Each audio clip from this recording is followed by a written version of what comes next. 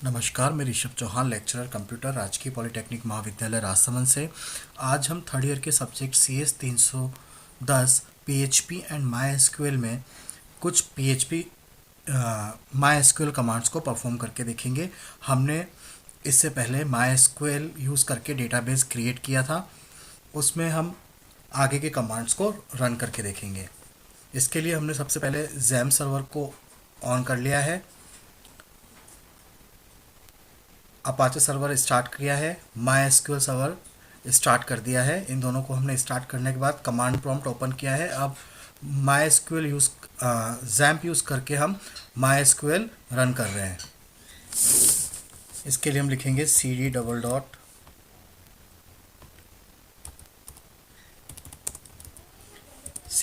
Dot यहाँ लिखेंगे cd XAMPP cd MySQL cd bin MySQL. User हमारा है रूट, पासवर्ड उसका कुछ भी नहीं है, तो हम उसको स्पेस दे देंगे, ब्लैंक छोड़ देंगे। होस्ट में होस्ट का IP एड्रेस,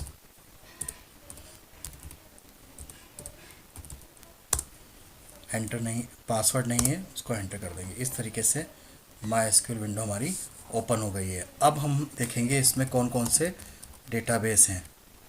करेंगे शो डेटा बेसिस। ये देखिए, इसमें हमने ऑफिस नाम का एक डेटाबेस बना रखा है, इसको हम यूज़ करेंगे। यूज़ ऑफिस, डेटाबेस चेंज हो गया है। अब इसमें हमको टेबल्स देखनी है कौन कौन सी है, तो हम लिखेंगे show tables.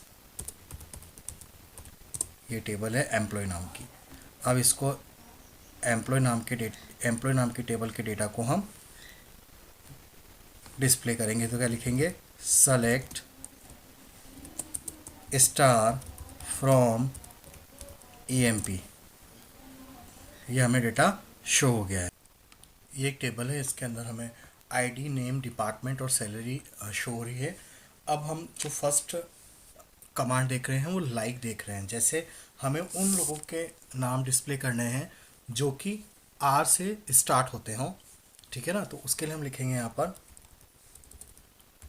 Select star from EMP where name like. यहाँ पे हम क्या करेंगे, लाइक स्टार्ट फ्रॉम R से स्टार्ट होते हो, तो R से स्टार्ट है, R स्टार्ट, और फिर हम लगाएंगे, पीछे कुछ भी हो सकता है तो परसेंटेज का साइन हम लगा देंगे।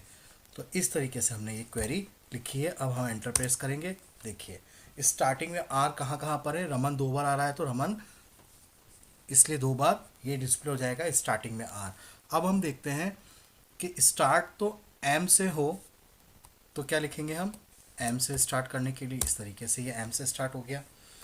अब हम करते हैं कि M से स्टार्ट हो और H पे ख़त्म हो, तो ऐसा कमांड कौन है हमारे पास, महेश। तो हमारा आंसर ये आना चाहिए। क्या लिखेंगे हम, M से स्टार्ट और H पे ख़त्म हो और बीच में कुछ भी हो सकता है, तो क्या आएगा, महेश आ गया। अगर हम ये चाहते हैं कि आगे कुछ भी हो, फर्स्ट लेटर्स लास्ट में H आना चाहिए, तब क्या आएगा, 2 लोग ऐसे हैं, सुरेश और महेश। तो इस तरीके से हम लाइक को यूज़ करके इसको हम सॉर्टिंग कर सकते हैं, डेटा को फिल्टरिंग कर सकते हैं। अब हम चाहते हैं कि उन लोगों के नाम चाहिए जो H पे ख़त्म नहीं होते हों, तो हमें नॉट यूज़ करना है। तो हम यूज़ करेंगे यहाँ पर नॉट लाइक, उन लोगों के नाम जिनके पीछे H नहीं आता हो। अभी हमने जो सर्च किए थे वो क्या थे, जिसके पीछे H आता हो। अब हम इसको एंटर करेंगे। देखिए रमन 2 बार है, नमन, इनके जो लास्ट कैरेक्टर है वो उसके पीछे H नहीं है। तो इस तरीके से हम नॉट लाइक यूज़ कर सकते हैं। अब इसी तरीके से बिटवीन कैसे यूज़ करेंगे, हम लिखेंगे सेलेक्ट फ्रॉम स्टार। एक बार हम टेबल स्टोर कर लेते हैं, फिर हम बिटवीन। अभी हमारी सैलरी आपको डिस्प्ले हो रही है। इस सैलरी को हम लगाते हैं कि 10 से 12 हज़ार के बीच में किसकी सैलरी है। तो हम कैसे लिखेंगे, 10 से 12 हज़ार के बीच की सैलरी हमें डिस्प्ले करनी है, तो हम लिखेंगे select star from EMP where between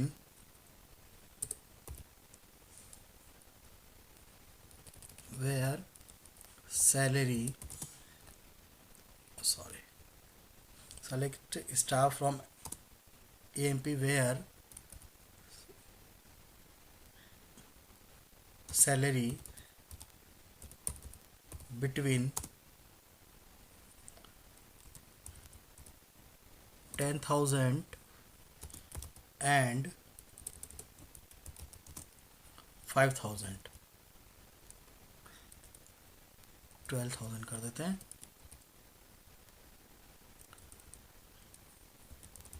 15,000। मतलब हम उन एम्प्लॉय को सेलेक्ट कर रहे हैं जिनकी सैलरी 10,000 से 15,000 के बीच में है। एंटर प्रेस करेंगे तो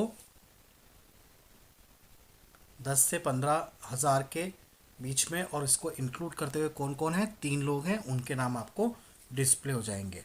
अब हम इसके आगे नॉट बिटवीन कर देंगे तो क्या होगा,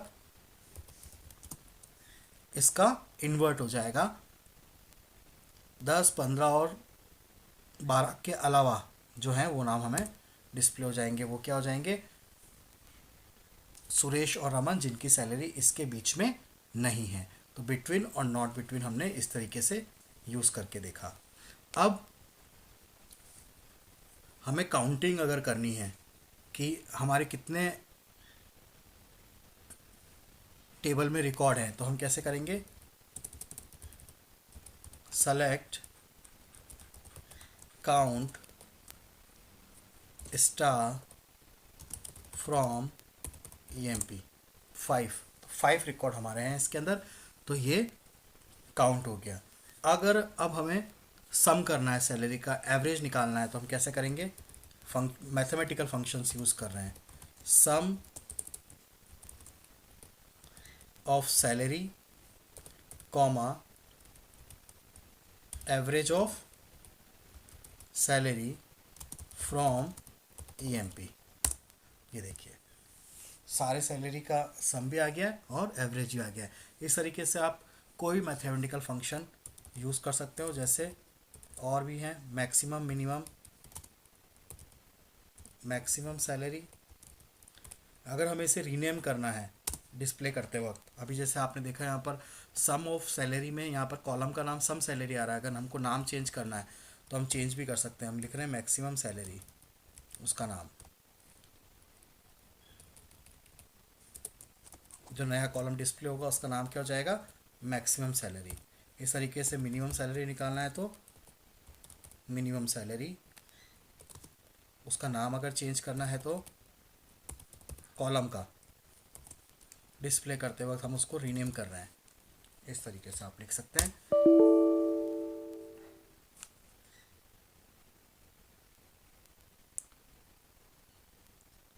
हमें आगे डेटा टेबल का नाम भी लिखना पड़ेगा, किस में से हम सेलेक्ट कर रहे हैं। तो हमने लिखा है एम्प्लॉय टेबल से हम ये रिकॉर्ड एक्सट्रैक्ट कर रहे हैं। ये देखिए अब आ गया आपका रिकॉर्ड, और इसमें मैक्सिमम सैलरी और मिनिमम सैलरी एम्प्लॉय टेबल से आपको डिस्प्ले हो गई है। और हमने इस वक्त रीनेम भी कर दिया है। अगर आप रीनेम नहीं करेंगे तो जो ये मैक्सिमम सैलरी और मिनिमम सैलरी था ये आपको लिखा हुआ इसमें शो होगा।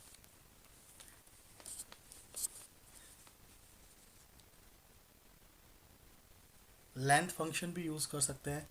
जैसे हमें लेंथ निकालनी है, अगर हम उन लोगों के नाम डिस्प्ले करें,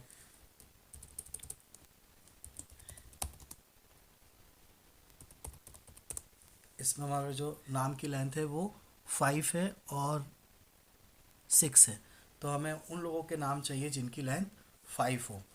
तो हम क्या लिखेंगे, select name from EMP where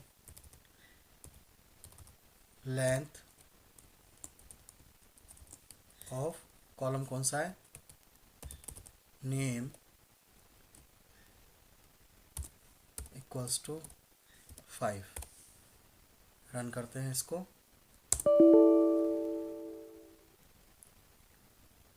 spelling check करेंगे, जी भी आएगा यहाँ पर। देखिए 5 लेंथ वाले जो हैं वो नाम हमें डिस्प्ले हो गए हैं। तो इस तरीके से हमने लेंथ फंक्शन को भी यूज़ किया है।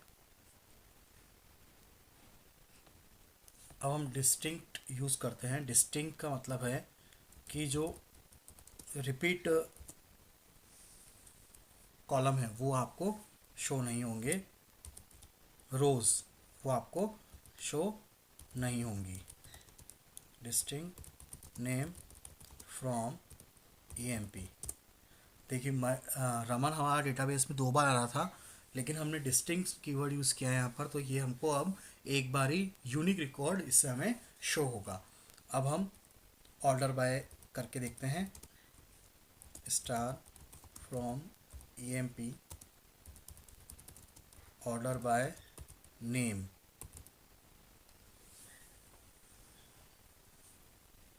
नाम को हम ऑर्डर बाय कर रहे हैं, कौन से ऑर्डर में? डिसेंडिंग ऑर्डर में।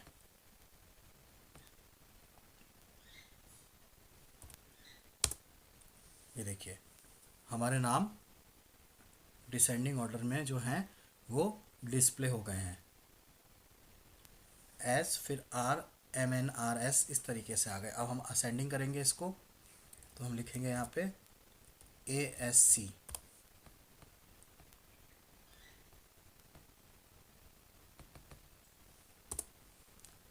ये देखिए असेंडिंग ऑर्डर में आ गए MNRS। इस तरीके से ये हमारे डेटा जो है फ़िल्टर हो गया है। अगर हमको इसको सैलरी के अकॉर्डिंग करना है तो हम सैलरी के अकॉर्डिंग भी कर सकते हैं।